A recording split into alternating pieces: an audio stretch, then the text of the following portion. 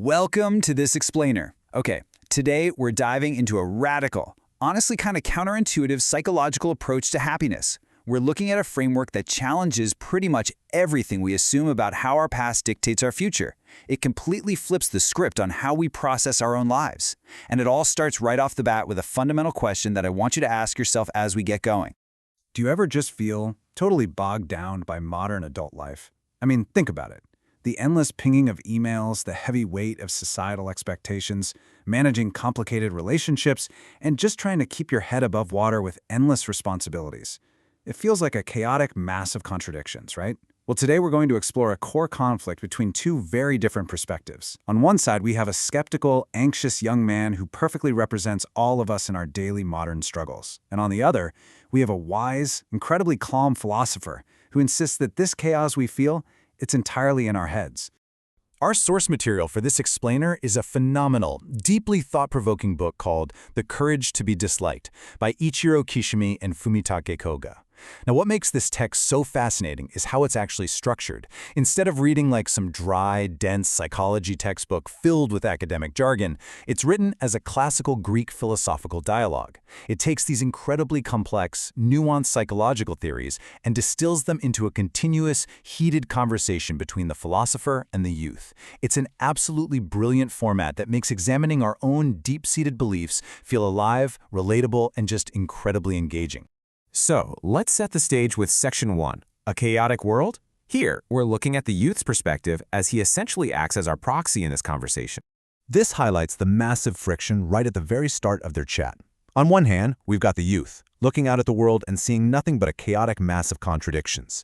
He deeply feels that life is heavy, relentlessly unfair, and complicated by the burden of adult responsibilities. But on the other hand, the philosopher counters this with a bold, almost infuriatingly calm claim. He states that the world is astonishingly simple, that life itself is simple, and get this, that happiness is instantly reachable for every single person on Earth. Naturally, the youth hears this and is absolutely eager to tear the argument apart. The youth argues that the philosopher's view is really nothing more than an idealistic fantasy. And he makes a compelling point, right? Sure, children might see a simple world because they're entirely protected from taxes, draining jobs, and heavy social duties. But that inevitably changes. He argues passionately that as a child matures, the romantic view will end and be replaced by cruel realism.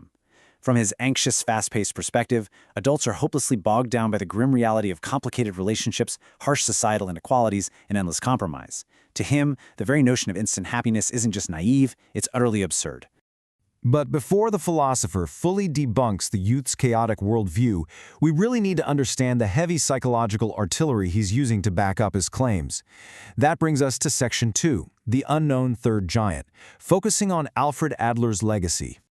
The guy at the center of all the philosopher's teachings is Alfred Adler.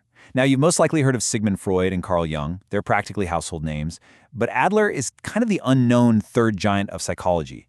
He was actually one of the original core members of the Vienna Psychoanalytic Society alongside Freud, but it's super crucial to note that he was viewed as an equal to Freud, not a disciple. Their philosophical differences grew so vast that Adler eventually split from Freud entirely to found his own school of thought, which he called individual psychology.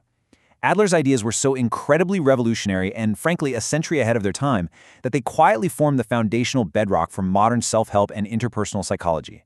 In fact, if you've ever read Dale Carnegie's How to Win Friends and Influence People, or Stephen Covey's The 7 Habits of Highly Effective People, you are actually reading concepts heavily influenced by Alfred Adler's groundbreaking work. So the crazy thing to understand here is that Adler didn't care at all about his own fame, prestige, or academic legacy. He actually predicted that his name might one day be forgotten.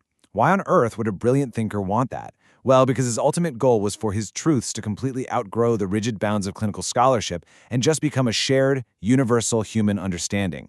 He wanted his profound insights into human behavior to eventually just be considered common sense. And it's exactly this incredibly grounded, widely accessible, universal psychology that the philosopher uses to challenge the youth's anxieties. All right, let's move away from the abstract theory and see exactly how the philosopher practically explains this seemingly simple world to the cynical youth. We arrive at Section 3, The Well-Water Illusion. The philosopher asks the youth a very simple question. Have you ever drunk water freshly drawn from a well? Groundwater, as it turns out, remains at a completely constant temperature all year round. It stays at an objective 18 degrees Celsius. If you lower a thermometer into that well in the dead heat of the summer, it reads exactly 18 degrees. If you measure it during a freezing winter blizzard, still exactly 18 degrees. That 18 degrees is the undeniable objective reality of the world. But watch what happens when we introduce the human element into this equation. If you draw that water and drink it in the sweltering summer, how does it feel? It feels incredibly refreshingly cool. But in the bitter dead of winter, you drink that exact same 18-degree water, and suddenly it feels comfortably warm. The objective temperature of the water never changed even a fraction of a degree. Yet, your subjective experience of that exact same water completely flipped, depending entirely on your environment and your own internal state. Boom! This is where the philosopher drops a massive paradigm shift on the youths. He explains, quite gently, that the coolness or warmth of that well water isn't a trick of the mind or an illusion. To the specific person drinking it in that specific moment, the refreshing coolness or the comforting warmth is an undeniable, factual experience. This beautifully defines the concept of subjective reality. The profound realization here is that none of us actually live in an objective world. Instead, we live in a subjective world that we ourselves have actively given meaning to. The world itself isn't intrinsically complicated or cruel. We're the ones making it complicated based entirely on the lens through which we choose to experience it. Which brings us to the ultimate philosophical provocation of our explainer today. Section 4. Do you have courage? Because if the world is truly subjective, what does that practically mean for our own pursuit of happiness? The philosopher uses one final, incredibly powerful metaphor to drive this home. He tells the youth that it's as if he's walking around, viewing the entire world through a pair of heavily tinted dark glasses. Naturally, if you wear dark sunglasses indoors, everything around you is going to look grim, dark, and chaotic. The youth's instinct, and honestly, the instinct for a lot of us when faced with adversity, is to sit there and lament how dark and unfair the world is. But the philosopher's challenge is brilliantly direct. He says the solution isn't to complain about the darkness of the world. The solution is to simply reach up and take off the glasses.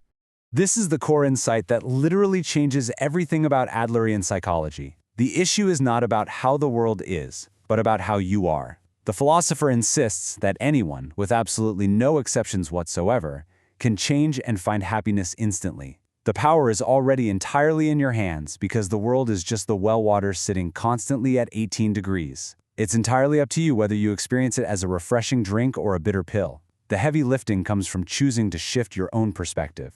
Which leaves us with the philosopher's final striking question. If the world is actually bright, and it's just our dark glasses making it seem so grim, taking them off might mean the sudden brightness will temporarily hurt our eyes. Let's be real, it's often much safer and way easier to just keep the dark glasses on and complain about the dark, right? So, as we wrap up this explainer, I'm going to leave you with the exact same challenge the philosopher gave the youth. Are you willing to change? Can you look directly at the world exactly as it is? Do you have the courage?